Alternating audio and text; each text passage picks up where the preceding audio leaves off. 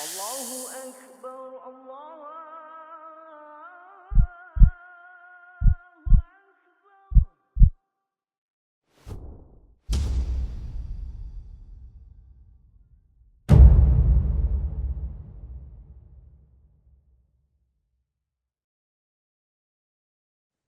أعوذ بالله السميع العليم من الشيطان الرجيم.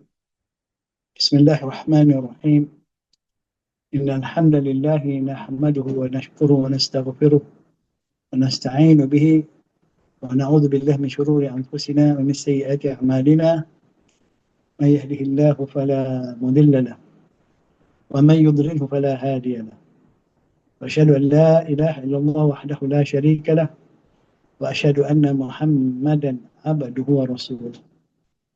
الصلاة والسلام عليه وعلى آل بيته وأصحابه ومن صلى بصلاته وصام بصومه وقام بقيامه ونهج بمنهجه ودعا بدعوته وسن بسنته وجاهد بجهاده بإحسان إلى يوم الدين. رب اشرح لي صدري ويسر لي أمري واحلل عقدة من لساني يفقهوا قولي.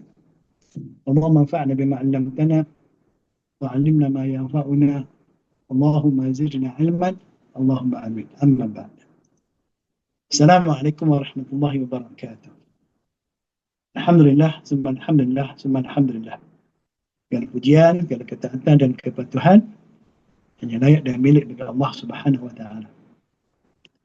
Dan marilah sama-sama kita bersyukur kepada Allah Subhanahu wa taala dengan sebenar-benar kesyukuran atas nikmat, kurniaan, hidayahnya yang masih diberi kepada kita, dan kita masih lagi hidup hari ini untuk meneruskan peluang, untuk meneruskan ibadah kita, merebut peluang dalam bulan yang penuh dengan keberkahan, kemuliaan yang Allah SWT. Hari ini hari yang ke-10 bulan Ramadan tahun 1447. Kita dah masuk pada penghujung 1/3 Ramadan, dan kita akan berada di ambang 1/3 kedua di bulan Ramadan tak lama lagi. Dan masa yang kita akan rasakan pasti lebih laju lagi. 10 hari rasanya baru saja bermula, dah sampai hari ke-10. Dan semoga hari-hari yang telah lalu dapat kita isi dengan ketaatan dan kepatuhan kepada Allah, dapat kita berada di atas track yang betul untuk kita capai matlamat kita yang paling utama melalui ibadah saum dan ibadah-ibadah lain Ramadan ini, iaitu untuk menjadi hamba yang bertakwa kepada Allah Subhanahu wa taala. Mohon juga kepada Allah supaya Allah Ta'ala bagi istiqamah, kekuatan yang berterusan untuk pecutan yang lebih baik dari 10 hari yang kita lalui ini sekarang. Yang akan datang, hari yang akan datang jauh lebih baik. Jauh lebih banyak kita isi dengan albir wa taqwa, kebajikan dan ketakwaan. Dengan amalun salih, dengan amalun salih. Dengan ibadah untuk diri kita, dengan ibadah-ibadah yang memberi manfaat kepada orang lain seperti sedekah dan lainnya. Tapi alhamdulillah, kita sambung lagi ini kelas khas kita Ramadan, 40 hadis mengenai Ramadan. 40 hadis mengenai Ramadan. Sebelum itu, saya ucapkan jazakumullahu jazak kepada Awakening, apa namanya ya? Maaf, saya tak ingat. Awakening Commission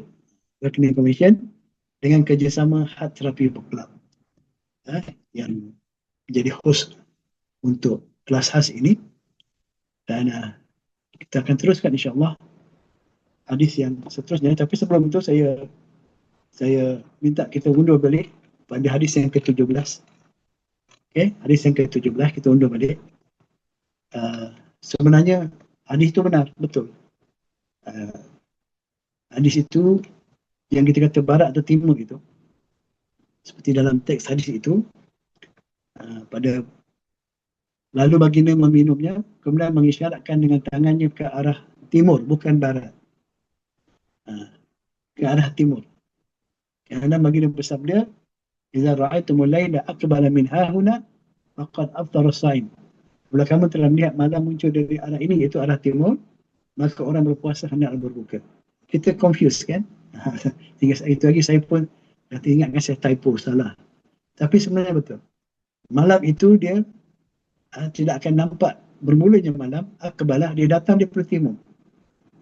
Apabila matahari dah ke barat, matahari berada di ufuk langit, maka langit timur tu dah mula gelap. Jadi dia bermula malam tu dari timur. Bermula malam dari timur, apabila matahari tenggelam, maka malam tu dari timur ke barat dah dan menyeliputi malam dan menyeliputi langit. Jadi malam tu bermula dari timur. Semakin matahari ke barat, semakin gelap akan naik ke timur. Itu maksud hadis tersebut. Nabi tak salah. Nabi benar. Kenapa dia ucap itu wahyu daripada Allah SWT. Apabila habis kelas tu, pada hari yang sama, saya cuba cari teks hadis, saya nampak betul. Syarahnya, ceritanya masyrik, bukan maghrib. Mana matahari datang, gelap malam tu datang ke timur. Jadi, saya yakin betul teks hadis tersebut. Dan pada waktu maghrib, ketika sebelum buka, saya keluar rumah saya lihat waktu barat, tempat matahari sedang menurun, sebelum maghrib berminit, dan saya lihat gelap sudah berada di belah timur. Jadi benarlah, sadaqah Rasulullah. Benarlah kata Rasulullah SAW itu. Jadi, bagaimana mengisyaratkan ke arah timur, dan Nabi kata, Iza ra'atum al-layla aqbal min hahuna. Apabila kamu lihat malam mula datang daripada sini, iaitu di belah timur. Apabila matahari sudah berada di bawah, di barat, maka gelap sudah mula nampak. Malam sudah mula datang. Telah tiba. Jadi saya betulkan jadi saya betulkan benda ni. Alhamdulillah, kita keliru sikit tadi. Tapi sebenarnya apa yang disampaikan Nabi itu benar. Itulah sedikit pembetulan. Hari ini kita masuk semula, kita sambung pada hadis yang ke-22. Betul hadis 22. Nah, hadis 22, hadis hukum puasa orang yang bermusafir. Hukum puasa orang yang bermusafir. Baik. Mungkin suara saya tak berapa jelas sikit hari ni. Sikit masalah tekak ni. Baik. Daripada Jabir bin Abdullah radhiyallahu anhu, beliau berkata, adalah Rasulullah sallallahu alaihi wasallam dalam satu perjalanan, lalu baginda terlihat sekumpulan manusia berkerumun dan seorang lagi sedang diteduhi. Lalu baginda bertanya, ada manusia sedang berkerumun. Dan dalam kerumunan mereka itu ada seorang lelaki yang sedang diteduhi, maka mereka sedang teduhi di panas matahari. Jadi Nabi berkata, baginda bertanya, ma haza, kenapa ini? Para sahabat berkata, lelaki ini sedang berpuasa. Lelaki ini sedang berpuasa. Ini dalam satu perjalanan, lelaki itu masih berpuasa. Kemudian baginda SAW bersabda, laisa minal birri as-sawmu fis safar. Tidaklah termasuk sebagian daripada atau sebagai suatu kebajikan, tidak termasuk sebagai suatu kebajikan perbuatan berpuasa di dalam perjalanan, iaitu dalam musafir. Kondisi ataupun ayat hadis ini, keadaan seorang yang sedang dikerumuni oleh beberapa orang lain dan ia sedang diteduhkan agar tidak panas. Orang itu mungkin dalam keadaan yang terlalu panas, lemah kerana dia berpuasa, maka ada sahabat-sahabat yang menduhi dia dan mungkin dengan kain dan sebagainya. Dengan keadaan lemahnya orang itu dan dalam bermusafir, dia masih berpuasa dan menjadi lemah, maka Nabi SAW bersabda, laisa minal bir as-sawmu fis safar. Tidaklah termasuk sebagai suatu kebajikan perbuatan berpuasa dalam perjalanan. Jadi ini jadi isu berdasarkan hadis ni, dan kita akan tengok beberapa hadis lagi tentang puasa di bulan safar, dalam safar ini, bukan bulan safar, dalam musafir. Kita lihat ni dulu, tapi sebelum kita pergi hadis lain, saya suka kita sama-sama lihat tadabbur firman Allah Subhanahu Wa Taala dalam surah Al-Baqarah bermula ayat 184 tentang hukum puasa, kewajipan puasa. Allah sebut, setelah Allah sebut dan ya ayyuhallazina amanu kutiba alaikumusiyam, ayat tentang kewajipan puasa, ayat 183. Pada ayat 184 Allah menyambung ayyaman ma'dudat, faman kana minkum maridan aw ala safarin fa'iddatun min ayyamin ukhra wa 'alal ladzina yutiqunahu fidyatun ta'amu miskin faman tatawwa khairan fahuwa khairul lah wa an tasumu khairul lakum in kuntum ta'lamun. Okey, iaitu beberapa hari yang tertentu, yang jumlahnya tertentu, tak banyak. Okey, maka barang siapa di antara kamu ada yang sakit, okey, atau dalam perjalanan, okey, yang musafir, okey, lalu ia berbuka, maka wajiblah baginya berpuasa, iaitu qada puasanya sebanyak hari yang ditinggalkan itu pada hari-hari yang lain. Jadi ayat 183 cerita tentang hukum kewajipan puasa. Ayat 184 cerita tentang mereka yang dikecualikan daripada hukum wajib puasa, orang yang sakit dan juga orang yang musafir. Okay? Jadi kalau berdasarkan ayat ini dan hadis yang kita baca sekarang, jelas bahawa orang yang bermusafir tidak wajib berpuasa. Okay? Orang yang bermusafir tidak wajib berpuasa. Kita balik pada hadis tadi. Orang musafir tidak wajib berpuasa. Sekarang timbul persoalan, apakah hukum orang yang bermusafir kalau dia berpuasa? Dia tetap nak puasa juga. Sedangkan dalam hadis ni, Nabi kata, bukan itu satu kebajikan, bukan satu kebaikan kita berpuasa dalam safar.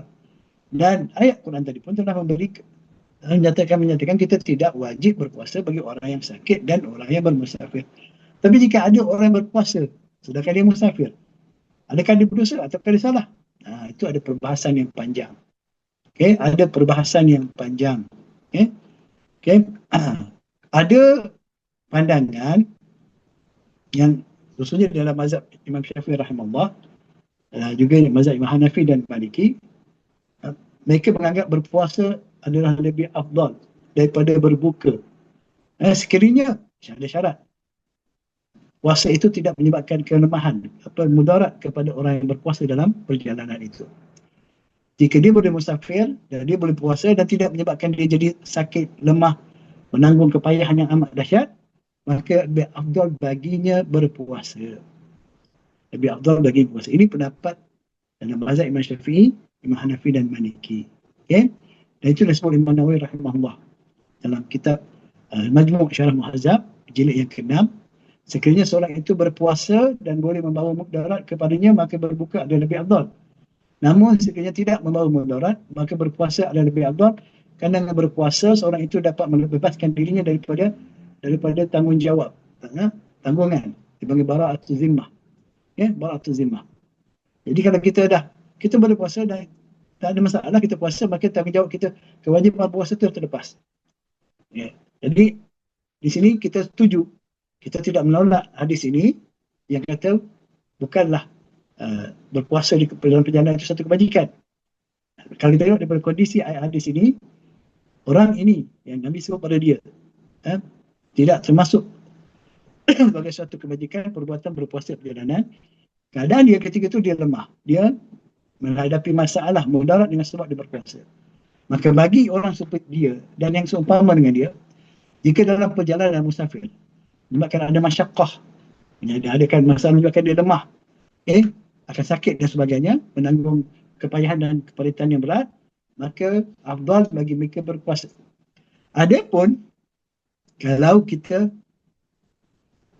dalam musafir, kita tak ada rasa apa masalah pun, maka kita boleh berpuasa berdasarkan pandangan yang telah disebut seperti ini, Imam Syafi'i dan Imam Nawawi rahimahullah dalam kitab Majmu'. Itu pandangan yang pertama. Pandangan kedua, di sisi mazhab Imam Hanbali, berbuka adalah lebih afdal, berdasarkan hadis yang kita sebut ini. Laisa minal bir as-sawmu bis safar. Dan berdasarkan apa yang disebut juga kalimah Muslim tentang rukhsah, tentang kelonggaran-kelonggaran yang Allah beri kepada orang Islam. Dan Nabi kata tentang rukhsah ini, hiya rukhsatun min Allah. Faman akhadha biha fahasanun. Wa man ahabba an yasuma fala junaha alaihi. Dalam riwayat lain Imam Muslim sebut bahawa berbuka itu dalam safar itu adalah rukhsah yang telah diberikan Allah Ta'ala. Maka barang siapa yang berbuka, maka adalah baik baginya. Dan barang siapa yang ingin berpuasa, maka tidak ada dosa baginya. Maka hadis ini menjelaskan kepada kita bahawa ada pilihan.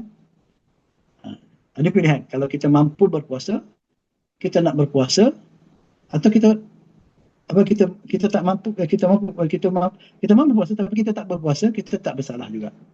Sebab itu rukhsah. Walaupun kita perjalanan kita bagus, tak ada masalah, kita tak sakit, tapi kita tak nak puasa dengan mengambil rukhsah. Okay? Mengambil kelonggaran yang disediakan, maka itu pun baik, tak ada masalah. Tapi kalau kita nak berpuasa pun, itu pun tak berdosa, tak bersalah. Okay? Jadi ini pandangan yang kedua. Pandangan yang ketiga yang lebih afdal adalah ialah yang paling mudah di antara keduanya. Mana yang mudah? Berpuasa mudah ke? Tak berpuasa mudah. Itu pandangan yang kedua. Pandangan kedua, apa yang lebih mudah? Kalau kita dalam safar kita puasa itu lebih baik, tak ada masalah. Atau berbuka puasa itu lebih mudah bagi kita, maka pilih mana yang mudah. Berdasarkan firman Allah Ta'ala, yuridullah bikumul yusr wa la yuridu bikumul usr.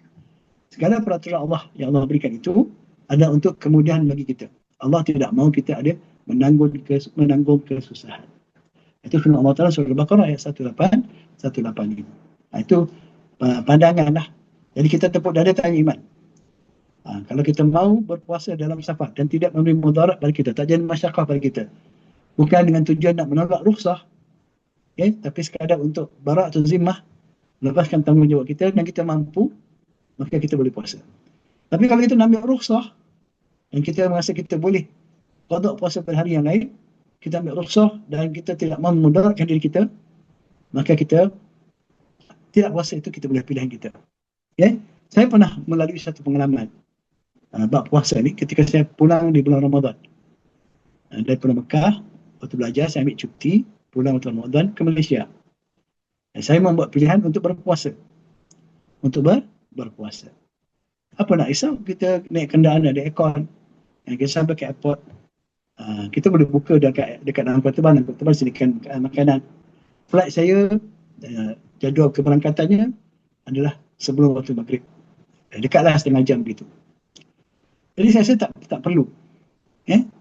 Seawal pukul 3 saya dah sampai. Pukul 2 dah ke airport. Ramai dah manusia ke airport. Kita terpaksa menunggu, beratur. Dah pukul 3 petang. Penat. Masa tu terasa, ya Allah, badan dah mula lemah. Kita dah puasa ni.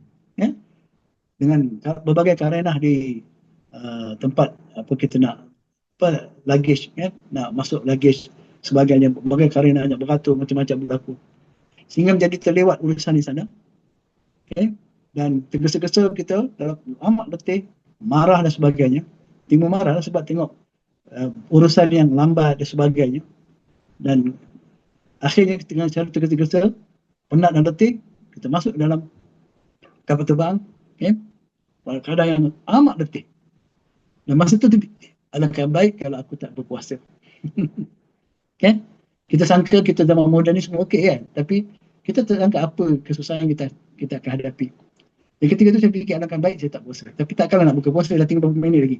Kejap lagi akan dihidangkan makanan puasa dalam kapal terbang. Jadi saya teruskan. Ini pengalaman. Jadi kita belajar. Mungkin kita rasa tak ada masalah, tapi kita tak jangka apa yang akan berlaku. Sebab safar ini satu masyaqqah. Namanya musafir, sifatnya masyaqqah. Satu yang berat. Yang ada tidak dekat dalam kita kebiasaan kita. Jadi wongok dan tepuk dada, tanya iman kita, sejauh mana kita nak pilih, sama ada kita nak pilih untuk tak berpuasa kerana ambil rukhsah, dan kita akan ganti, insya-Allah akan datang, Allah akan bantu kita. Atau kita kata kita bukan tolak rukhsah, tapi kita mampu nak berpuasa dan kita masih nak lepaskan tanggungjawab kita yang wajib di bulan Ramadan ini supaya kita nanti tidak bermasalah akan datang. Wallahu a'lam. Itu pandangan tentang hadis ini.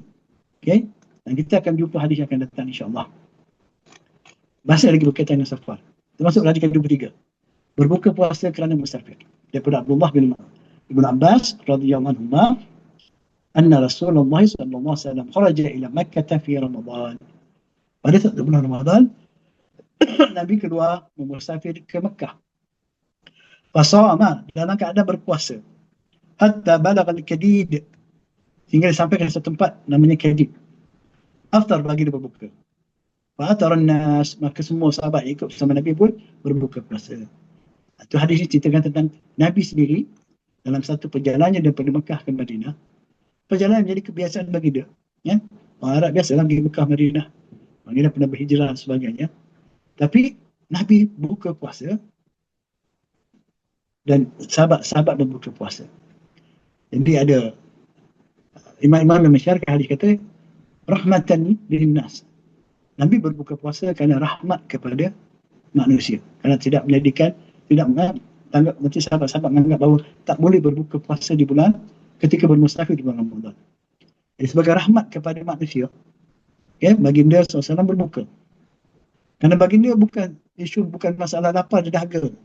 Kerana kita tahu Nabi pernah puasa wisal, Nabi puasa bersambung. Allah memberi makan dan minum pada dia. Jadi apa perlu Nabi berbuka puasa dalam safar? Kan? Tujuannya rahmatan linnas atau rahmatan li ummati. Tujuannya sebagai rahmat kepada umatnya, supaya kita tak menganggap bahawa walaupun musafir kena juga berpuasa kerana Nabi berpuasa. Nabi tak buka, so aku nak ikut Nabi. Jadi bukan begitu. Jadi dalam situasi ini, kondisi ini, Nabi berbuka puasa rahmatan li ummati, sebagai rahmat kepada umatnya. Itulah dia Nabi kita, Nabi rahmah. Nabi yang membawa kepada kita syariat yang penuh dengan rahmat daripada Allah Subhanahu Wa Taala. Baik, itu satu hadis. Kemudian akhlak orang yang berpuasa. Kita tengok akhlak. Masa dikaitan dengan safar. Daripada hadis yang ke-24. Daripada Abu Sa'id Al-Khudri radhiyallahu anhu, beliau berkata, "Ghazawna ma'a Rasulillah sallallahu alaihi wasallam bi 16 madat min Ramadan. Wa minna man sama wa minna man aftar. Falam ya'ibil sa'imu 'ala al-muftiri wa la al-muftiru 'ala as-sa'imi." Nah, Abu Sa'id Al-Khudri berkata, kami menyertai sebuah perjalanan, sebuah peperangan bersama Rasulullah SAW pada hari yang ke-16 Ramadan. Maka ada sebahagian dari kami yang berpuasa dan ada sebahagian yang berbuka puasa.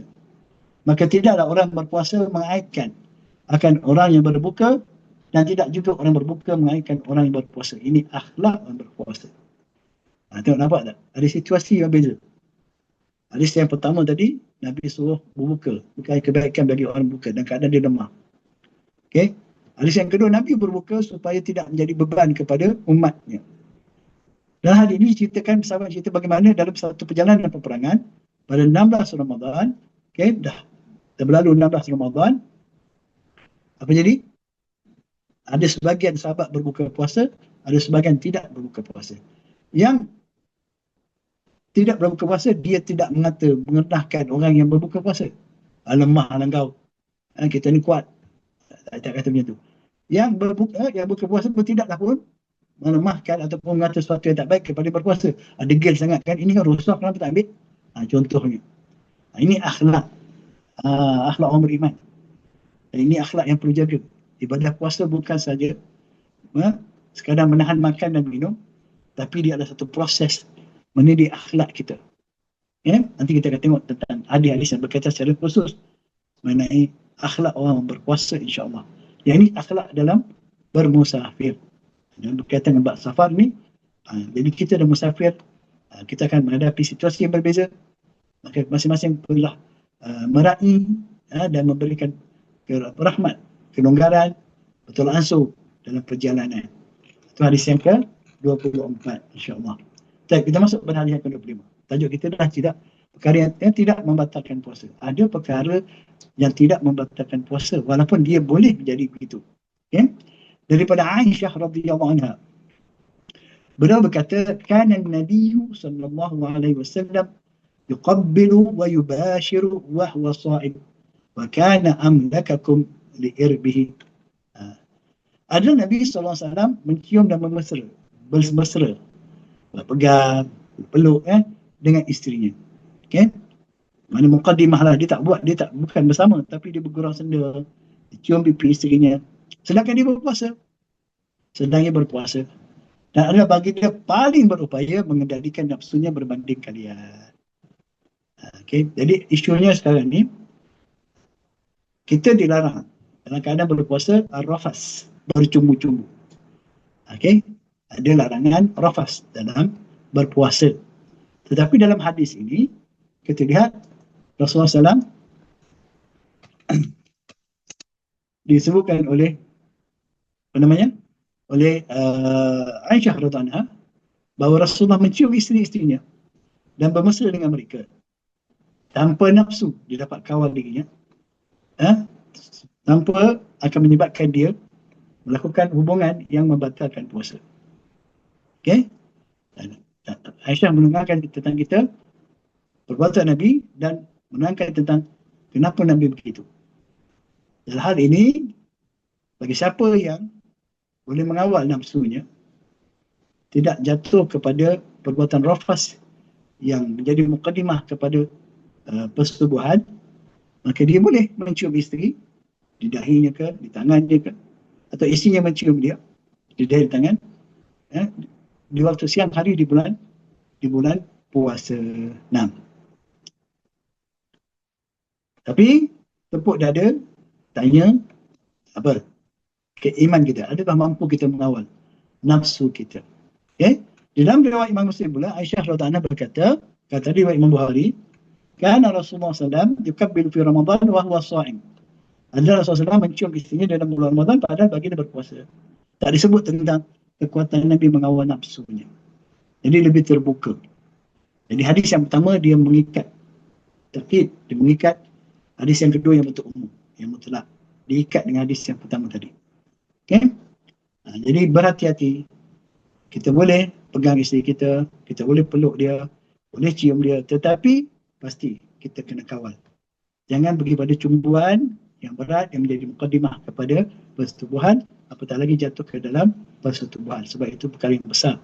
Okay? Perkara yang besar, kesalahannya membatalkan puasa dan dendanya pun berat. Okay? Nanti kita akan tengok insyaAllah. Ini hadis yang ke-25. Hadis yang ke-26. Hadis ke-26, berjunub di siang hari Ramadan. Yang menyebabkan junub tu sebelum malam, sebelum pagi. Okey, kita tengok nanti. Daripada Aisyah dan Ummu Salamah radhiyallahu anhuma, daripada dua isteri Nabi SAW, Aisyah dan Ummu Salamah, anna Rasulullah sallallahu alaihi wasallam kana yudrikul fajr wa huwa junubun min ahli, thumma yaghtasilu wa yasum. Bahawasanya Rasulullah SAW adalah baginda pernah mendapati fajar. Mana dah jadi fajar dah, masuk pagi dah masuk waktu subuh.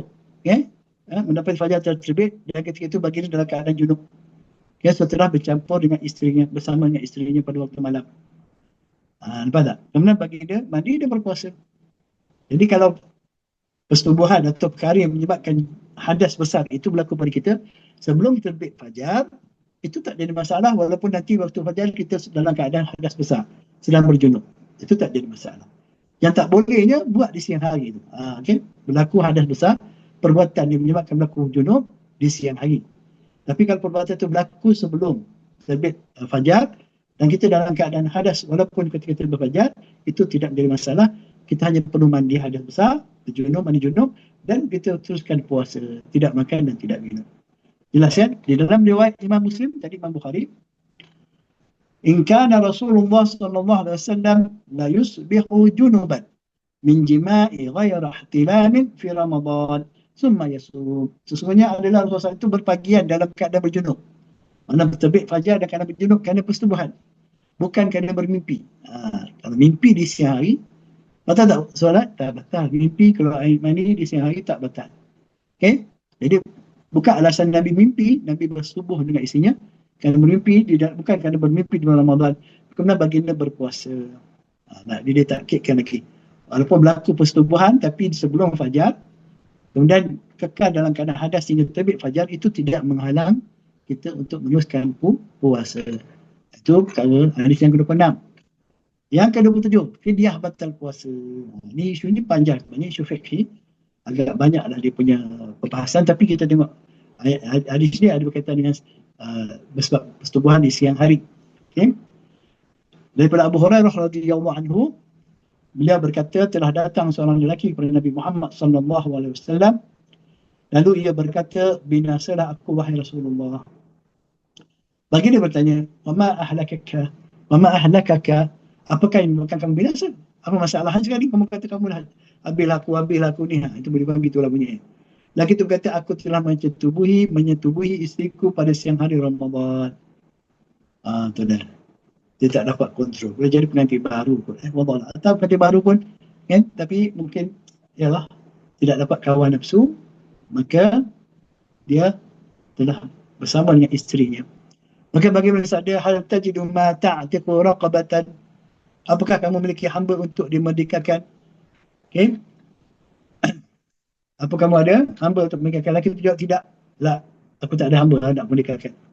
Kemudian Nabi tanya lagi, fahal tastati'u an tasuma syahrain mutatabi'in, apakah kamu mampu berpuasa 2 bulan berturut-turut? Lelaki itu kata tidak, pasti dia tak boleh tahan. Ini pun dah terkandas kan. Nak 2 bulan pula. Okay? Kemudian Nabi tanya lagi, hal tajidu ma tut'imu sittina miskinan, apakah kau mampu memberi makan kepada 60 orang miskin? Lelaki jawab tidak, aku ni orang miskin. Aku ni orang miskin. Macam mana aku nak beri makan orang miskin pula kan? Kemudian Nabi duduk terdiam sebentar dan diberikan kepadanya keranjang berisi buah tamar. Nabi tu pun apa nak buat dengan dia ni kan? Dah 3 hukum tu, fidyah ni dia tak mahu buat. Dan ada sahabat yang bawa sekeranjang buah tamar. Lantas baginda bersabda, tasaddaqa bihadha. Okeylah, kau ambil lah ni, kau bersedekahlah dengan buah kurma ini sebagai fidyah atas perbuatan kau. Bersedekahlah ini kepada orang lain akan tamar ini. Lelaki itu berkata, apakah ada orang yang lebih fakir dari kami? Itu suami isteri lah. Tiada satu pun keluarga, satu keluarga pun yang berada di antara 2 perbatasan kota Madinah ini yang lebih memerlukan tamar tersebut lebih daripada kami. Dia yang fakir sebenarnya. Okay? Lantas baginda tertawa sehingga terlihat 2 gigi taringnya. Kemudian baginda bersabda, idhab fa'at'imahu ahlak. Pergilah engkau bersama buah tamar ini dan beri makanlah akalnya kepada keluarga engkau sebagai fidyah. Allahu Akbar. Rahmatnya agama ini. Tuan-tuan, banyak sebanyak isyarat yang kita belajar pengajaran daripada hadis seperti ini.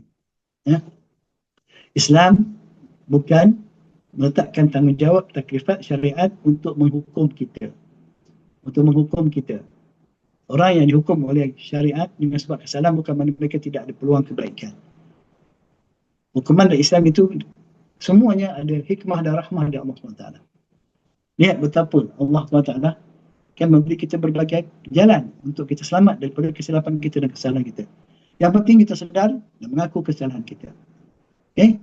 Dan hukuman itu pastinya akan memberi pengajaran dan kesan yang baik untuk kita jika kita terima dan redha dengan hukuman tersebut. Namun hukuman-hukuman ini masih lagi ada ruang-ruang rahmah. Seperti mana yang telah diperoleh oleh sahabat yang terlanjur di siang Ramadan ini. Begitu sekali. Dia tak ada hamba nak mereka, dia orang miskin. Nak bagi makan 60 orang. Mana lagi? Dapat buah tamar untuk dibagikan kepada orang miskin, sedangkan dia yang paling fakir sekali. Maka akhirnya buat itu balik kepada dia. Allahu Akbar. Ini kelonggaran. Tapi jangan ambil mudah. Jangan ambil mudah daripada perkara-perkara seperti ini. Okay? Cuma jangan kita bebankan orang. Jangan berlaku. Contohnya, kesalahan-kesalahan yang kena denda dan sebagainya dalam ibadah ihram, berumrah atau haji. Kesalahan-kesalahan yang dilanggar dengan sengaja baru kena dam. Baru kena denda. Tapi kita lihat kadang-kadang orang yang tak sengaja pun suruh upaya dam juga. Contohnya lah, rambut kan. Kalau kita cabut rambut dengan sengaja, 3 helai rambut, maka kita kena sembelih seekor kambing, dam. Yang kita lihat kadang-kadang orang khidmat umrah, yang rambutnya jatuh, tergugur, bukan dicabut pun. Kan? Rambutnya melekat pada kan ihram dia, atau pada tempat kerusi duduk dia. Dia bangun tengok alamak ada rambut gugur. Dia pun minta tanya fatwa kepada ustaz Mutawif. Ustaz, anak ni rambut anak gugur ni. Banyak ni, macam mana? Kena kambing, kata dia. Allah tak. Dia tak sengaja. Dia bukan dengan sengaja. Perkara yang bukan dengan sengaja. Dia tidak kena dam. Tapi kadang-kadang kita tak. Kita ambil peluang. Ambil dam. Okay?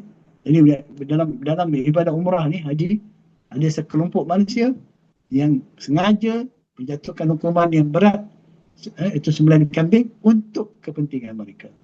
Jadi berhati-hati. Begitu adalah semua apa juga perkara-perkara yang lain. Okey, baik.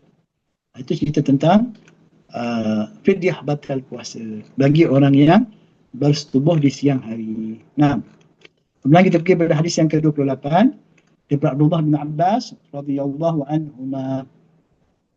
Tajuk tentang hukum berbekam ketika berpuasa. Ini pun ada khilaf sebenarnya. Kita tengok hadis ni. Anna Nabiya sallallahu alaihi wasallam ihtajama wa huwa muhrim wa ihtajama wa huwa sha'im. Bahawa Nabi SAW telah berbekam, atau dia pernah berbekam sedang dia dalam keadaan berihram, dan baginda juga pernah berbekam sedang baginda berpuasa. Jadi kalau disebut hadis ini, harus hukumnya bagi orang yang berihram atau berpuasa untuk berbekam, kan. Mengeluarkan darah kan, kalau kita keluar darah, kita batal puasa, darah yang banyak yang menyebabkan kita lemah. Tapi berbekam dia tidak jadi begitu. Tapi kalau orang tu dia berbekam yang menyebabkan dia jadi lemah, ya, maka kita kata tak bolehlah dia berbekam. Ya, tidak boleh berbekam, boleh membatalkan puasa dia. Dia berbekam sampai petang, darah banyak keluar kan contohnya.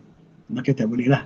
Daripada hadis ni juga kita tengok orang yang pergi cuci gigi, keluar darah sikit-sikit, itu tak membatalkan puasa. Terluka sikit darah tak batal puasa.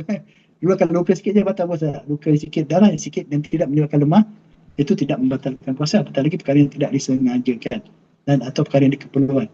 Kita kena buang bisul di badan, kita nak buang oprik pada bulan puasa kita, kalau kita masih boleh puasa tak masalah, ya.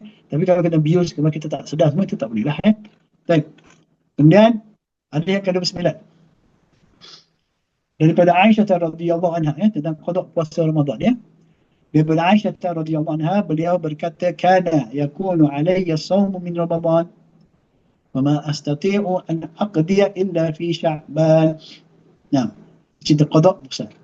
Adalah ke atas aku puasa Ramadan yang perlu diqada, padahal aku tidak berupaya mengqadanya melainkan pada bulan Sya'ban. Dalam riwayat yang disebut kerana sibuk menguruskan suami kami iaitu Rasulullah sallallahu alaihi wasallam. Ya. Jadi riwayat Imam Muttafaq alaih ini umum, Aisyah kata dia ada puasa sebab dia wanita yang datang haid, maka adalah hari-hari tertentu yang dia tidak boleh berpuasa, dilarang berpuasa dan solat, tapi dia kena qada puasa, tidak solat. Jadi kata Aisyah, aku kadang tak upaya nak buat pada hari-hari selepas Ramadan segala macam tu, maka aku puasa pada bulan Sya'ban di akhir-akhir, ya, sebelum datang Ramadan yang akan datang. Jadi hadis ini menunjukkan harus atau boleh, jaiz, harusnya jaiz untuk kita menangguhkan qada puasa. Tapi berhati-hati, jangan sampai terlepas pula, nanti kena denda pula. Okey? Jadi hadis muttafaqun alaih. Okay, siapa yang ada qada puasa dengan sebab haid atau sebab sakit, sebab safar, maka dia ada waktu yang luas, waktu muassak untuk dia mengganti puasanya. Okay? Baik. Kemudian waris mengganti puasa, hukum waris mengganti puasa. Hadis yang ke-30 daripada Aisyah radhiyallahu anha bahwasanya Rasulullah SAW bersabda, man mata wa alaihi siyamun sama anhu waliyuhu. Siapa yang telah meninggal dunia sedang ke atasnya ada puasa yang perlu diqada, maka hendaklah warisnya berpuasa sebagai mengganti bagi puasanya. Okey, tak, ini ada situasi dia, ada kondisi dia. Okey, ada kondisinya. Kalau orang tu memang contohnya tahun ini mula daripada Rejab tu dia sakit yang parah dan teruk, yang tidak ada harapan untuk dia sembuh, ya. Kemudian dalam bulan Ramadan ini atau hujung Ramadan ini atau Syawal, awal Syawal dia meninggal dunia. Okay? Dia sakit, memang tak boleh berpuasa. Sakit yang tidak boleh dia berpuasa. Okay? Kalau puasa pun dia tak boleh, memang tak boleh, akan memudaratkan dia. Okay?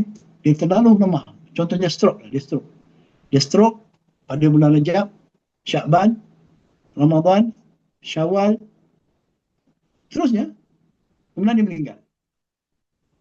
Orang ni adakah kita kena puasa untuk dia atau bayar fidyah untuk dia? Ikut pendapat ulama, kebanyakannya orang ini tak wajib puasa sebab dia sakit. Orang ini dia tak wajib puasa sebab dia terkeluar daripada syarat wajib puasa, iaitu berkemampuan. Dia tak berkemampuan kerana sakit di dalam keadaan stroke yang tak sedar diri, ya, tak sedar, tak berupaya. Maka jika dia mati dalam keadaan seperti ini, tidak wajib mengqada puasa bagi dia oleh warisnya ataupun bayar fidyah bagi puasanya.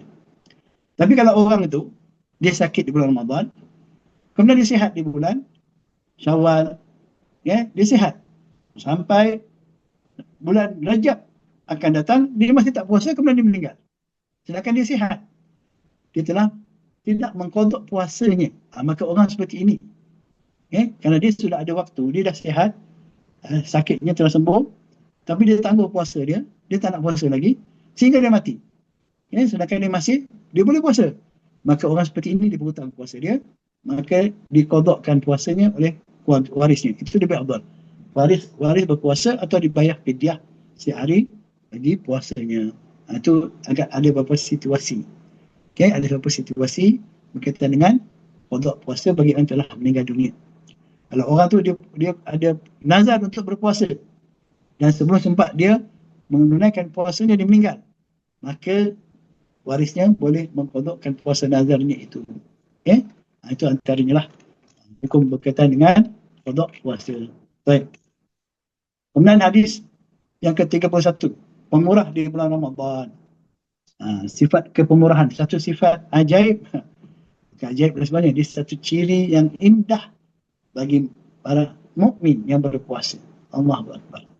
Orang mukmin memang tak pernah sama, dia tak sama dengan orang yang fasik. Okay? Afaman kana mu'minan kaman kana fasiqa la yastawi. Apakah orang beriman itu sama seperti orang yang fasik? Tak. Allah jawab la yastawi, tak sama. Okay? Jadi orang beriman dalam apa keadaan pun, siang dan malam mereka, mereka tak sama dengan orang yang tak beriman, orang yang fasik, ahli maksiat. Orang beriman sentiasa dalam ketaatan dan kepatuhan, sentiasa dalam keadaan yang cinta dan berlumba kepada kebaikan, kebajikan dan ketakwaan. Berbeza dengan ahli fasik. Okay? Jadi bagaimana keadaan orang beriman di bulan Ramadan? Okay? Kita tengok dalam hadis ni. Walaupun tajuknya berkaitan dengan pemurah. Okay?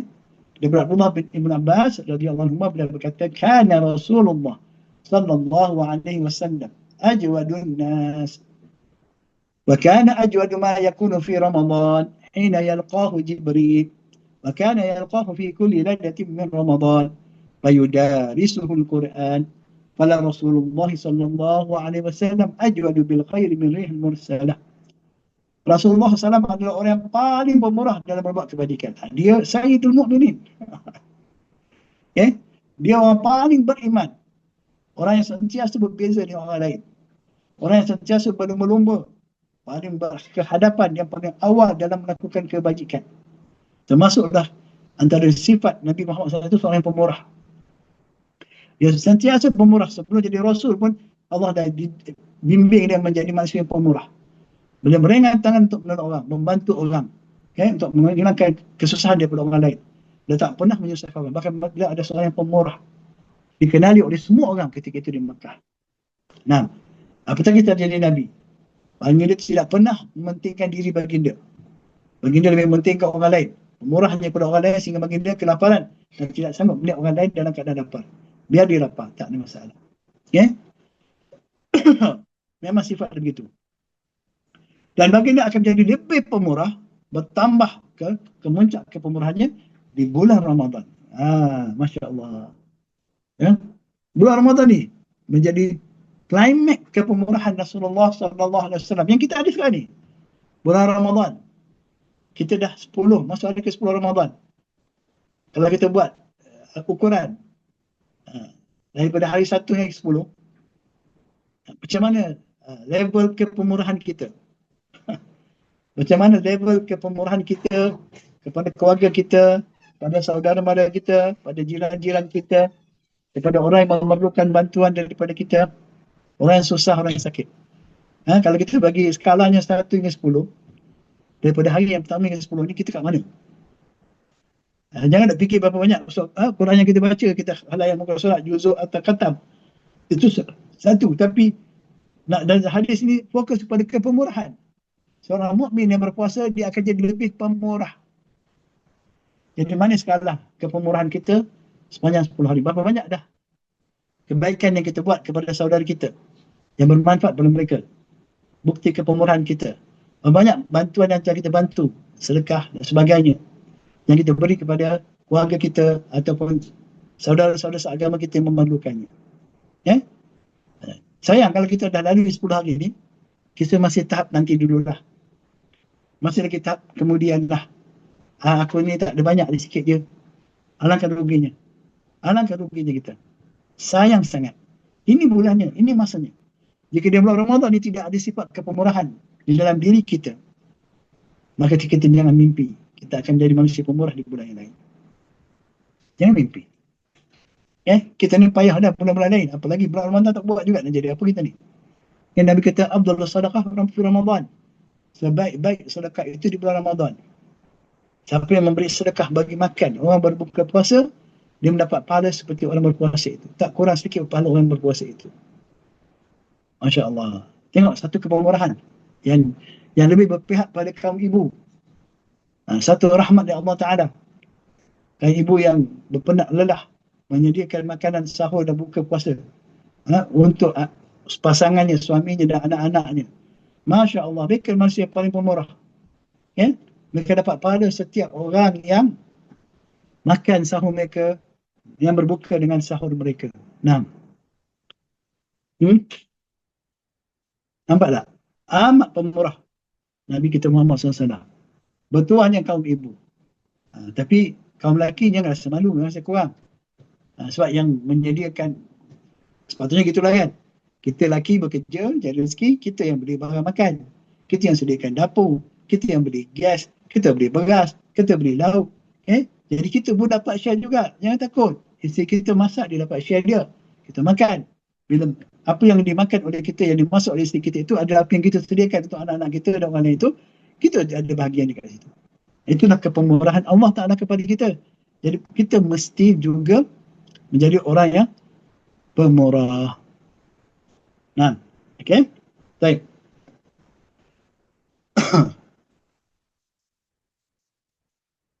Kemudian apa kata Nabi? Maka ada ajal ma yakun fi Ramadan.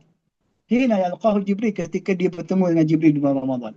Maka selalu bertemu dengan Jibril, tadarus Quran. Tapi di bulan Ramadan baginda akan lebih kerap berjumpa Jibril dan bertadarus. Dan pada tahun akhir kewafatan baginda 2 kali bertadarus. Khatam dengan Jibril AS. Nah, kemudian wa kana yalqahu fi kulli lailatin min Ramadan. Jibril selalu datang bertemu Nabi pada setiap malam di bulan Ramadan. Wa yudarisul Quran. Okay? Dan dia mengajar ataupun dia bertadarus dengan Nabi SAW akan Al-Quran. Saling bertadarus. Okay? Dengan baginda. Kemudian disebut lagi sini. Fala Rasulullah. Maka benar-benar Rasulullah itu sallallahu alaihi wasallam ajwadu bil khairi. Manusia paling memurah dengan apa juga kebaikan. Minar rihil mursalah. Dibandingkan daripada angin yang kuat, yang kencang, yang bertiup. Ditasbihkan kepemurahan Nabi itu, maknanya kebaikan Nabi buat kemarin tu diperoleh semua keluarga dia, kawan-kawan dia, jiran dia, segala kebaikan Nabi buat baik, dia tak berkira, dia buat pada semua orang. Umpama angin yang kencang dia tiup, dia kena pada semua benda, tak ada benda akan terlepas. Begitulah digambarkan kepemurahan Nabi kita Muhammad sallallahu alaihi wasallam. Nabi kita Muhammad sallallahu alaihi wasallam. Nah. Ada mesej tadi. Kenapa ya? Sekejap, saya baca mesej sekejap.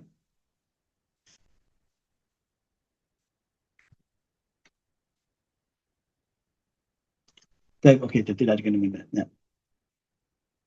Okey. Kenapa? Okey, tadi kita jawab soalan kenapa. Kenapa Nabi lebih pemurah? Sebab di bulan puasa ni, bulan yang apa dia? Digandakan pahala. Nah, saya jawab sikit lah tadi, terbaca dah kan. Kenapa dia jadi lebih murah? Sebab di bulan puasa ni bulan yang digandakan pahala. Berganda-ganda pahala. Kan? Dan bulan puasa ni bulan yang menyandarkan kita betapa peliknya kehidupan tanpa makan dan minum. Sepatutnya gitulah kan. Kita rasa ya Allah, haus tekak. Beramai yang kehausan, yang kelaparan. Jadi orang yang bersedekah di bulan puasa ini, dia dapat banyak kelebihan. Dia berlebih kadang-kadang insaf. Dan dia dapat gandaan pahala yang amat banyak. Mungkin itu jawapannya. Kenapa Nabi lebih jadi lebih pemurah di bulan Ramadan, bulan yang mulia ini. Kalau kita bersedekah di bulan Ramadan, kena pula Lailatul Qadar, Masya Allah, lebih baik daripada Alf Syahr, 1000 bulan. Pahalanya berganda-ganda. Wallahu a'lam bishawab. Okey, baik. Jadi ini hadis yang ke-32. Nombor 1. Masuk hadis yang ke-32. Umrah di bulan Ramadan. Okey. Umrah di bulan Ramadan. Ni ramai orang pergi umrah di bulan Ramadan, Masya Allah. Okay? Baik. Daripada Abdullah bin Abbas radhiyallahu anhuma, beliau berkata, Rasulullah SAW bertanya kepada seorang wanita yang dari kalangan Ansar. Seorang wanita dari kalangan Ansar, ma mana'aki an tuhajjina ma'ana. Pada musim haji, ada seorang wanita, dia tak pergi ikut haji bersama Nabi.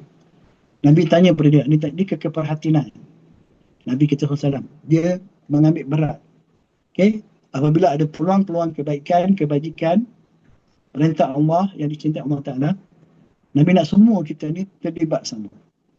Nak kita semua berada, mendapat ganjaran, pahala dan kelebihan amalan tersebut. Ketika Nabi berangkat untuk hijrah, dia ada satu orang wanita Ansari, dia tak ikut sama. Jadi Nabi tunjuk kepada kepercayaan, dia tanya beliau, apa yang menghalang kau daripada mengerjakan haji bersama kami? Perempuan itu berjawab, adalah kami hanya memiliki 2 ekor nadir. Itu unta yang digunakan untuk mengambil air. Kami ada tu je. Binatang tunggangan, binatang yang kami ada 2. Okay? Satu digunakan, dua-duanya nadir unta yang digunakan untuk mengambil air. Salah satu dia punya digunakan oleh suamiku dan anaknya untuk mengerjakan haji. Jadi suami dan anak ambil seekor unta tu yang biasa mereka gunakan untuk mengambil air, gunakan buat perjalanan untuk pergi haji. Dan ia telah meninggalkan seekor lagi nadir. Satu lagi unta tersebut ditinggalkan untuk digunakan mengangkut air. Okay? Jadi macam mana aku nak pergi? Kalau aku ambil pergi haji ni unta ni, nanti macam mana anak-anak aku, siapa nak bagi air kat dia? Siapa nak ambil air ni? Itulah unta yang ada untuk digunakan untuk ambil air. Maka baginda bersabda kepada perempuan tersebut, فَإِذَا كَانَ رَمَضَانُ اعْتَمِرِي فِيهِ فَإِنَّ عُمْرَةً فِي رَمَضَانِ حَجَّةٌ. Apabila tiba bulan Ramadan yang akan datang, maka berumrahlah engkau, berumrahlah, kerja kalau umrah. Bukan makan tu salah ejaan. Afwan. Maka berumrahlah engkau padanya. Kerana sekali umrah di bulan Ramadan adalah seumpama haji, seumpama mengerjakan haji, seumpama mendapat pahala mengerjakan haji. Itu dia. Okey, jadi kalau kita terlepas, ada halangan untuk mengerjakan haji, dengan sekali macam-macam halangan. Nak kena tunggu 30 tahun, 40 tahun, kita tak pasti lagi. Okay? Atau tak cukup simpanan kita untuk nanti akan datang, untuk kita pergi menampung haji.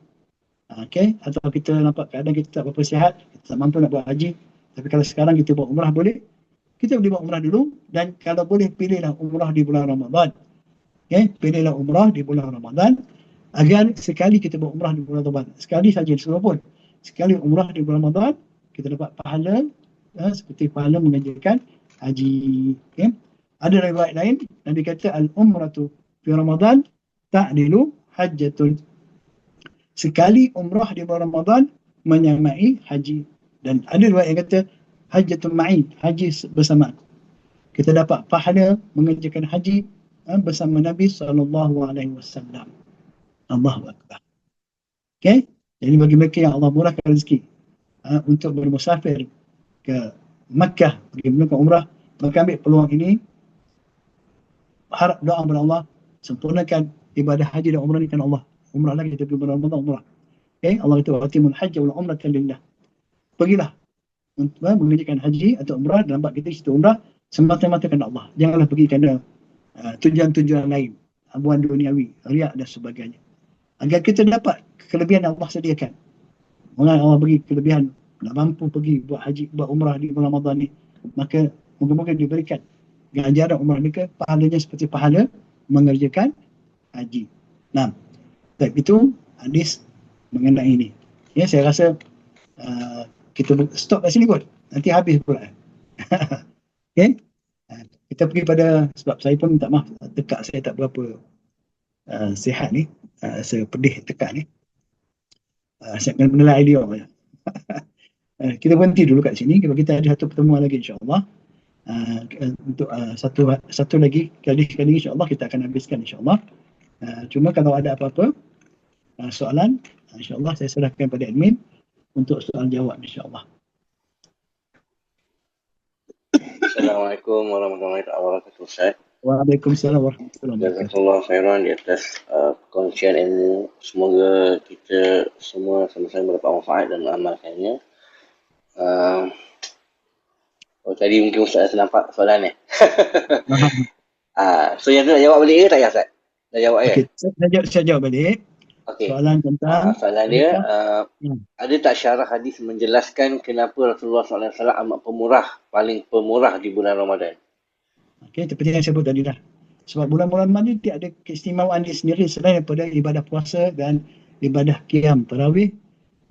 Dia ada gandaan pahala. Di bulan puasa ni pahala semuanya berganda-ganda lebih daripada bulan-bulan biasa. Jadi Nabi mengajar kita untuk merebut. Macam tadi kan, umrah di bulan Ramadan pun pahalanya diganda seperti haji. Itu umrah juga satu kebaikan, satu kebajikan, satu kepemurahan. Kita sanggup mengorbankan wang kita untuk ke Baitullah, mengerjakan umrah. Allah bagi kita pahala seperti mengerjakan haji, bahkan di lain kita haji bersama Nabi Muhammad SAW. Ya, apa jua kebaikan, sedekah, kepemurahan kita di bulan Ramadan. Kita bantu orang, kita memudahkan urusan orang, kita menghalalkan hutang orang, kita memaafkan orang. Itu pun masuk bab kepemurahan. Okay? Kita memaafkan kesalahan orang lain. Okay? Di bulan ni ada masa dan tempat yang paling baik untuk kita memberikan maafan, menyambungkan silaturahim, kadang gandaan pahalanya yang tak terhitung banyaknya. Okay? Itu jawapan saya. Okay? Itu satu soalan. Ada soalan lain? Okay, ada. Soalan kedua, pada bulan Ramadan Rasulullah SAW bertadarus dengan Jibril AS. Jadi adakah itu bermakna lagi bagus kita baca Quran bukan sendirian dan individu? Macam mana Ustaz? Apa makna tadarus tu? Tadarus tu saling belajar. Okay? Bukan membaca semata-mata. Tadarus ini maksud sebenarnya saling menyemak bacaan dan juga memahami isi kandungan. Saling belajar. Nabi belajar daripada Jibril, bacaan dan juga ajaran, kandungan ayat-ayat tersebut. Nabi bertadarus daripada Jibril. Okay? Itu maksudnya. Jadi tadarus itu sepatutnya itu sifatnya. Kalau itu sifatnya iaitu kita membaca Al-Quran bersama kawan-kawan kita. Sebab Nabi bertadarus dengan Jibril. Kita dengan seorang atau dua atau lebih kawan kita, dengan kita matlamat kita saling membetulkan bacaan dan saling cuba memahami isi kandungan ayat-ayat yang kita baca itu agar dapat kita ambil hikmah dan pengajaran. Itu memang baik daripada kita baca sendiri tak tahu apa-apa. Okay? Walaupun kita khatam. Jelas Jangan salah faham. Kalau kita bertadarus dengan sahabat-sahabat kita, dengan sahabat-sahabat kita baca, ada sahabat yang semak bacaan kita, sahabat kita baca, kita semak, kemudian kita cuba tengok apakah ayat-ayat yang boleh kita kongsikan pengajarannya, kita berbincang kat situ. Matlamat kita bukan nak habis, bukan nak khatam, tapi untuk ambil manfaat, memperbaiki bacaan, mengambil pengajaran dan pelajaran. Sebab itu, maka itu lebih baik daripada kita membaca sendiri. Bahkan itu lebih baik daripada maksud tadarus yang berlaku secara realitinya sekarang ini. Hari ini kita bertadarus, lepas tarawih, duduk dalam satu kumpulan, ada 8 orang, 10 orang, kawan kita baca, kemudian kita kadang-kadang dengar, kadang tak dengar, bahkan kadang-kadang kita tak hadir pun, kadang-kadang kita minta maaf, tak hadir sebab ada cucu datang ke rumah atau sebagainya, tak hadir pun, kita tak dengar pun dibaca. Dan kalau kadang-kadang kawan kita baca salah pun kita tak betulkan, kan kita pun tak tahu nak betulkan macam mana, ataupun kita memang malu nak betulkan. Kemudian kita baca pula, kawan kita baca, kemudian yang lain baca, begitulah berlakunya. Itu bukan tadarus. Itu halaqah, apa tak tahu Allah Alam. Itu bukan tadarus. Saya tak kata betul salah, tapi kurang sempurna. Dan tidak mungkin dikira khatam orang yang bertadarus hari itu seperti sekarang ini. Kamu baca satu muka surat, sebenarnya yang lain baca satu muka surat. Khatam Al-Quran hanya akan berlaku, sah lakunya apabila kita membaca daripada surah Al-Fatihah sampai An-Nas. Kita dalam halaqah tu, kita masing-masing baca surah yang sama. Muka surat yang sama. Saya baca muka surat ni, awak semak. Saya baca muka surat, awak semak. Kemudian masing-masing habis 600 lebih muka surat.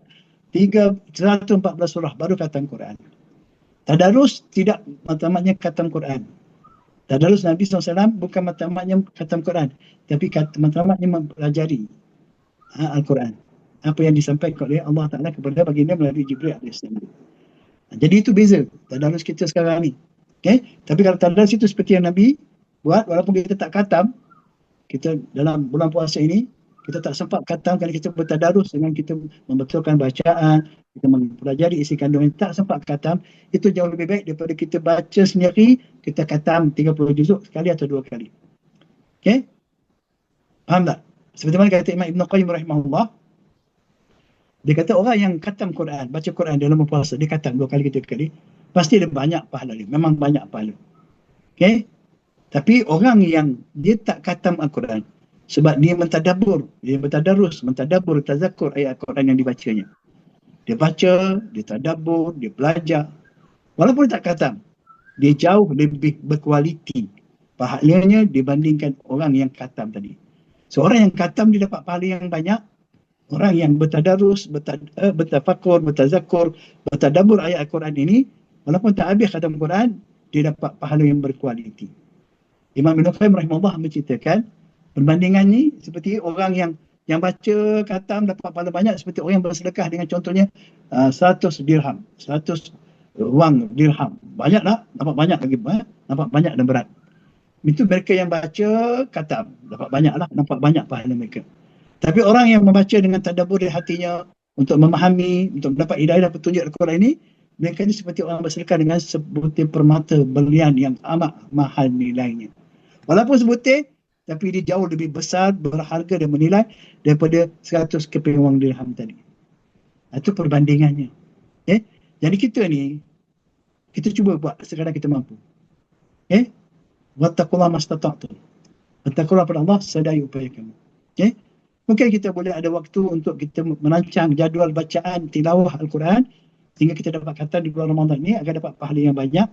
Dan juga kita mesti ada ruang dan masa yang kita korbankan untuk kita mentadabbur, belajar Al-Quran. Belajar Al-Quran. Jangan tinggalkan. Dia kadang-kadang menjadi masalah ini bila sampai bulan Ramadan, kelas-kelas pengajian Quran ditinggalkan. Membanyakkan membaca Quran saja. Belajar tinggal. Imam Nasir Al-Albani, dia kata ini satu kesalahan. Mengkhususkan, fokuskan banyak membaca Quran di bulan Ramadan dengan meninggalkan belajar Quran itu satu kesilapan. Okay? Dia beza, dia kata. Dia tak kena. Sepatutnya kita mentadabbur Al-Quran, bukan memperbanyakkan bacaan Quran. Itu lebih baik kita mentadabbur. Jangan menyebabkan kita nak banyak baca Quran, kita tak mentadabbur. Maka kita ambil dua-dua tadi lah. Kita cuba, kita buat jadual bacaan, kita boleh khatam dan kita sediakan juga masa untuk kita boleh tadabbur. Dan apa yang kita buat hari ini, kita moga-moga kita haraplah ini termasuk antara pengorbanan kita di bulan Ramadan untuk mentadabbur ayat-ayat Allah, hadis Nabi sallallahu alaihi wasallam. Yang kita buat ini satu kebaikan juga insya-Allah. Dan kalau fikirkan 1 jam, kalau kita baca Quran mungkin dah sampai kita dapat lebih daripada 1 juzuk. Boleh kita dapat lebih daripada 1 juzuk. Banyak aku baca Quran daripada aku dengar kelas hadis. Tidak, kan? Tidak begitu. Belajar agama dan bersumbernya Quran dan hadis itu jauh lebih baik, manfaatnya besar daripada sekadar kita membaca Al-Quran walaupun khatam. Wallahu a'lam bishawab. Ada soalan lagi? Dia tambahan tadi, maksudnya konsep bertadarus yang Ustaz maklum tadi, yang Rasulullah dengan Jibril buat ni, elok diteruskan walaupun di luar Ramadan secara berterusan, Ustaz. Ya, betul. Lebih-lebih lagi di bulan Ramadan. Okay? Bulan turunnya Al-Quran. Bulan yang berganda-ganda pahalanya. Kita kena teruskan. Kewajipan mentadabbur Al-Quran itu satu kewajipan yang tidak ditentukan waktunya. Allah SWT, afala yatadabbaruna Al-Quran. Apakah kamu tidak mau mentadabbur Al-Quran? Apa alasan kamu? Okay? Lebih-lebih lagi di bulan Ramadan ini. Bulan yang Allah Ta'ala bagi kita motivasi yang lain. Suasana, kondisi yang cukup baik. Untuk kita boleh mendekati Al-Quran secara tadabbur. Mengambil pengajaran dan pelajaran daripadanya. Nah. Jazakallah khairan Ustaz. Ada lagi soalan Ustaz? Boleh tahan sikit lah Boleh. Assalamualaikum. Ustaz, adakah waktu Lailatul Qadar tu berbeza mengikut negara masing-masing? Ini bila kita bila kita berfikir guna akal kita memang pening lah kan? Memang pening lah guna akal. Dia pertama sekali amanah, kita beriman. Sami'na wa ata'na. Kita beriman ada satu malam yang lebih baik daripada 1000 bulan. Malam Al-Qadar.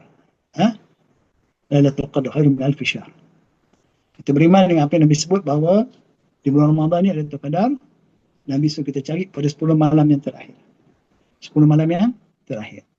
Kemudian Nabi bagi kemudahan lagi, kita cuba cari pada malam-malam ganjil pada 10 malam yang terakhir. Okay? Jadi adakah Lailatul Qadar itu dia sekali turun ataupun dia boleh turun banyak kali? Contohnya kat Malaysia malam 27. Malam 27. Dekat Saudi malam 25. Dekat Amerika malam 23. Maknanya berkali-kali turun. Adakah begitu? Wallahu a'lam bishawab. Okay?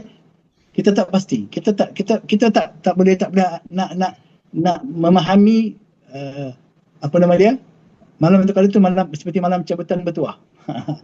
Pada malam ini kita ada cabutan bertuah. Okey, untuk pertandingan ini. Malam itu di Malaysia kita akan malam ini. Malam di Singapura malam besoknya. Lusa begitu. Itu kita nak buat sekaligus pun boleh. Okey, sekaligus secara langsung kita akan buat cabutan bertuah satu dunia. Itu kita, kan? Allah SWT dia lebih hebat daripada kita. Ya, mana terkadar itu dengan satu malam itu semua tempat bila masa mengikut Allah Taala dia akan capai. Saya nak gambarkan tu sebab dia bukan benda yang boleh dipikir dengan akal, tapi dia wajib beriman. Bila Allah kata ada Lailatul Qadar, malam itu malam yang diberkati, okey, sampai terbit fajarnya, maka pasti ada di semua tempat. Adakah dia masa yang berbeza, hari yang berbeza? Tidak. Wallahu a'lam. Bukan kata tidak, saya tak pasti. Kita pun tak tahu. Pembahasan ulama pun tidak menetapkannya. Dan kalau kita kata malam 27 kita kat sini, dan tempat lain mungkin malam 26. Jadi belum 27 lagi. Jadi kita jangan kira dengan akal kita, jangan kira dengan matematik kita. Terima sajalah, insya-Allah. Nah. Maksudnya Ustaz, 10 malam terakhir tu kita fokus 10-10-nya, tak payah tunggu gelap atau ganjil, betul tak? Yang kalau sebaik-baiknya daripada awal Ramadan. Awal Ramadan. Orang yang pasti, insya-Allah Allah bagi taufik untuk dapat kelebihan Ramadan dan Lailatul Qadar ini, orang yang ikhlas dan jujur, iman dan wahtisaban daripada awal Ramadan. Insya-Allah mereka tu tak lepas. Okay, insya-Allah pasti akan bertemu. Okay, dia tetap beramal, beribadah, tetap buat kebaikan, menjauhi maksiat dan kemungkaran. Iman dan wahtisaban. Okay, tapi kalau kita tak mampu untuk full out pada 10 pertama, 10 kedua, maka jangan lepaskan peluang pada 10 yang terakhir. Jangan lepaskan peluang pada 10 terakhir. Kerana di situ ada Lailatul Qadar. Kalau tak mampu tiap-tiap malam, jangan lepas malam ganjil sebab ada di situ. Itu cara dia. Okay? Tapi kalau sebaik-baiknya kita dah mula tak mampu, okay, 10 yang terakhir. Suatu ada iktikaf di 10 malam terakhir tu. Bila kita iktikaf ni, kita dah serahkan urusan kita untuk beribadah kepada Allah. Tinggal urusan dunia. Ya, iktikaf di masjid, beribadah di masjid. Kan? Kemudian siang dan malam di masjid dalam keadaan beribadah, meninggalkan urusan-urusan duniawi kita. InsyaAllah kita pasti akan bertepatan dengan Lailatul Qadar itu. InsyaAllah. Okay? Baik. Okay, jadi kalau Ustaz. Okay, soalan last Ustaz berkenaan yang tadi untuk bermusafir, yang ruksah tadi Ustaz. So hadis kata sama ada dia boleh nak berpuasa ataupun dia boleh tak nak berpuasa. Adakah benda ni sama juga pada solat Ustaz? Yang ruksah ni. Dia boleh dia nak jamak ataupun dia boleh. Dia kiaskan ke situ. Ya betul. Kita serahlah. Kita serah macam mana ni kita tambah gambar saya pula. Video kena start video. Okay, video. Allahu Akbar. Okey, apa tadi soalan tentang apa? Tentang tadi rukhsah. Sama juga rukhsah dalam safar. Okey, kalau kita nak ambil rukhsah, memang itu dah disediakan. Allah suka kita ambil rukhsah seperti mana kita menerima kewajipan itu, maka kita boleh qasar di dalam safar. Kalau kita tak nak, kita rasa tak apa, saya boleh, tak ada masalah bagi saya. Nak kita boleh solat pada waktunya, tidak mengganggu, tidak punya masalah bagi saya, silakan. Itu sama insya-Allah.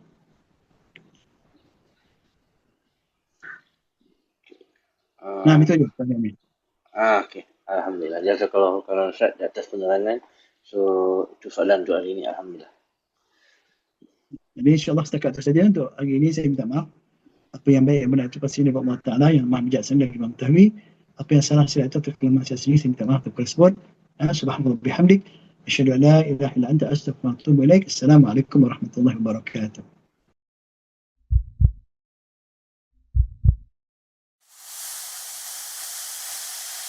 Allahu Akbar.